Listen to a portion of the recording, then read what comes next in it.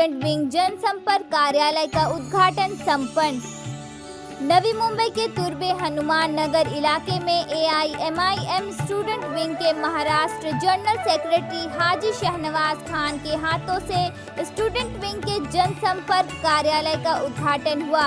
इस समारोह में उनके सभी स्टूडेंट विंग के साथियों ने उन्हें जन्मदिन की ढेर सारी बधाई दी। AIMIM देश भर के कई हिस्सों में अपनी पकड़ मजबूत बनाते जा रही है। वहीं महाराष्ट्र में स्टूडेंट विंग के जनरल सेक्रेटरी हाजी शहनवाज खान ने विद्यार्थियों को अपने साथ जोड़ने का प्रयास कर रहे हैं, तो वहीं शहनवाज ने इस संगठन को मजबूत करने का काम बड़े ही जोरों शोरों से शुरू किया है। हाजी शहनवाज ने कहा कि बिहार के बाद अब हमारी पार्टी देश भर के सभी राज्यों में अपनी पकड़ मजबूत बनाने का काम शुरू कर दिया है। तो ये इलेक्शन से रिलेटेड हम लोग ये ऑफिस ओपनिंग का काम नहीं किए हुए।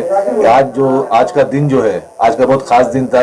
तो यहाँ हमारे जो स्टूडेंट विंग के जो सोशल मीडिया कोऑर्डिनेटर है इस्लाम शेख, तो उन्होंने चाहा था कि इस मेरे बर्थडे के वक्त इस तुर्बे के अंदर इस ऑफिस की ओपनिंग करी जाए और साथ साथ गेट टुगेदर बर्थडे का सेलिब्रेशन भी हो जाए। तो ये हमारा मकसद था, बाकी और कुछ नहीं।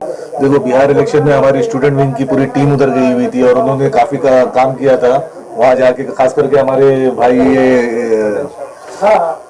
राविश मोमिन ने उधर काफी मेहनत की। और ये मेहनत का देखिए आया जो वहाँ के जो बिहार प्रेसिडेंट के अख्तरुल इमान साहब, वो काफी ज्यादा वोटों से जीत के आए।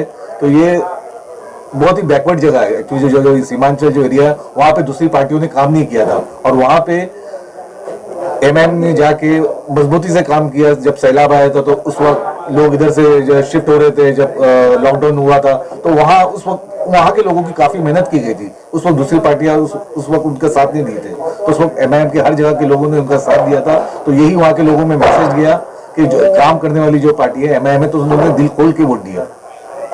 और यही चीज आगे भी मेंटेन हम लोग आने वाले कल में कलकत्ता पश्चिमी बंगाल में होने वाला है, उसके बाद यूपी में होने वाला है। इंशाल्लाह इसी जो कामयाबी हम लोग आगे भी बरकरार रखने की कोशिश। हाँ, उन्होंने तैयारी की है, तो पूरी ताकत के साथ हम लोग अभी नेक्स्ट हमारा टारगेट जो है बंगाल है, उसके बाद हमारा यूपी है। और वही जो रिजल्ट जैसा बिहार में आया, हम लोग कोशिश करेंगे हमारे पूरे कार्यकर्ता, यूपी की टीम, बंगाल की टीम, वहाँ के पदाधिकारी कार्यकर्ता और पूरे ऑल ओवर इंडिया के अंदर हमारे जितने भी लोग पदाधिकारी और हमारे MLA, खासदार, आमदार जो लोग हैं, पूरा जोर लगाएंगे और इंशाल्लाह वो भी 2 फतेह करेंगे इंशाल्लाह।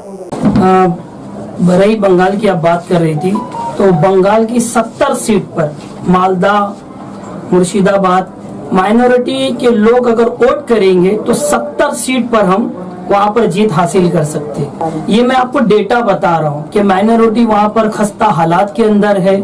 अगर माइनॉरिटी पूरी ताकत के साथ, जिस तरीके से सीमांचल की आवाम ने, सीमांचल, पहले तो आप एक चीज समझ लीजिए कि सीमांचल और बंगाल ये दोनों सिमट कर रखे, तो यकीनन जो सीमांचल का जो रिजल्ट आया है, यकीनन 100% इसका जो असर है वो बंगाल में हमें देखने के लिए मिलेगा। बंगाल में मुसलमान का वोट जो परसेंटेज है, कहीं पर 51 गए, कहीं पे 37% गए, कहीं 21% है। तो यकीनन हम बंगाल जाएंगे और पूरी ताकत के साथ हम इलेक्शन लड़ेंगे और हम बंगाल की आवाम से ये उम्मीद करते हैं कि जिस तरीके से सीमांचल की आवाम ने हमें मायूस नहीं किया, बिल्कुल इसी तरीके से बंगाल की आवाम भी हमें मायूसी नहीं देगी। देखिए, सबसे पहले तो मैं आपके माध्यम से हाजी शहनवाज साहब को जन्मदिन की मुबारकबाद दूंगा, क्योंकि हम लोगों ने एक खास दिन चुना तुर्बे में स्टूडेंट विंग की ऑफिस ओपनिंग के लिए। देखिए, बात को समझना जरूरी है कि जब से असदुद्दीन ओवैसी साहब हिंदुस्तान की पॉलिटिक्स में बढ़ चढ़कर आगे आए हैं, इन्होंने जो है युवाओं को एक आवाज दी है, इन्होंने लाचारों को एक आवाज दी है। आज जो लोग अपने हक के लिए पीछे रहते थे, रोते थे, मजलूमों की जिंदगी जीते थे, अपने हक के लिए आवाज नहीं उठा पाते थे। असदुद्दीन ओवैसी साहब ये वाहिद वो शख्स है हिंदुस्तान की सियासत में जिसके वजह से लोगों ने आज अपने हक के लिए लड़ना चालू किया। और स्टूडेंट विंग बनाने का मकसद असदुद्दीन ओवैसी साहब, हमारे खासदार इम्तियाज जलील साहब का एक ही मकसद था कि युवाओं को आवाज मिले, युवा जो है बढ़ चढ़कर हिंदुस्तान की सियासत में आगे आए, मुंबई की, नवी मुंबई की, महाराष्ट्र की सियासत में आगे आए। तो यही मकसद है हमारा कि तुर्बे में जो लोग रह रहे हैं, अब यहाँ पे काफी तादाद में युवा है, लड़के लड़कियां हैं। आप देख रहे हैं कि यहाँ का माहौल देख करके आपको साफ अंदाजा लगा होगा कि यहाँ के लोग किस हाल में रह रहे हैं, झुग्गियों में रह रहे हैं। और इनकी जो बेसिक नीड्स है उनको पूरा करने के लिए इनकी पूरी जिंदगी निकल जाती है। और एजुकेशन जो है ये सबसे बड़ा हथियार है लोगों के लिए कि वो आगे आए, अपने टैलेंट को जाहिर करे और हिंदुस्तान की पॉलिटिक्स में बढ़ चढ़ के हिस्सा ले, जिससे सिर्फ ना उनका, ना उनके परिवार का, ना उनके मोहल्ले का, बल्कि हिंदुस्तान का ही फायदा होगा। तो ये वो माध्यम है, ये प्लेटफॉर्म है और ये ऑफिस के जरिए हम यहाँ के तुर्बे के लोगों को हम मौका देना चाह रहे हैं कि आप आइए आगे और खुद अपनी आवाज बनिए। हम ये प्लेटफॉर्म दे रहे हैं आपको, लेकिन आपको अगर हक की लड़ाई लड़नी है तो आपको खुद को आगे आना होगा। सिपाही बन के नहीं, कैप्टन बन करके आप आगे आए, अपने लोगों की मुश्किलों को सामने लाए, उनकी दुख को सुने, उनकी तकलीफों को सुने। एजुकेशन के माध्यम से लड़कों को क्या तकलीफ हो रही है, लड़कियों को क्या तकलीफ हो रही है, स्कूल्स में क्या प्रॉब्लम्स आ रही है उन लोगों को, और आगे उनके लिए क्या करियर फॉर्मेट्स है, वो हम उनको मदद करें। महत्व तो बहुत ज्यादा रखता है। जैसे कि आज जो स्पेशल दिन हमारे लिए, खास करके मेरे लिए, मेरे गुरु जैसे शाहनवाज भाई हो गए, उनके थ्रू मैं इस पार्टी में ज्वाइन हुआ। उनके थ्रू उन्होंने मेरे को एक सोशल मीडिया वर्कर मीडिया का पद दिए।